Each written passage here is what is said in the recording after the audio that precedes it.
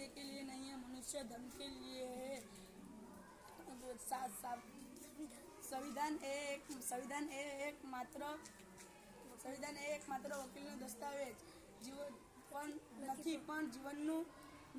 જીવનનું एकमात्र माध्यम है। जो कौम अपना इतिहास नहीं जानती वो कौम कभी भी इतिहास नहीं बना सकती। हूँ अरकान આજે તમારી સામે ભીમરાવ આંબેડકર બનીને હાજર થયો છું। મારો જન્મ 14 એપ્રિલ 1891 થયો હતો। મારી માતા રમાબાઈ ભીમરાવ આંબેડકર, મારા પિતા રામજી સતપાલ। મારા પિતા નર્સરી શાળાના શિક્ષક હતા।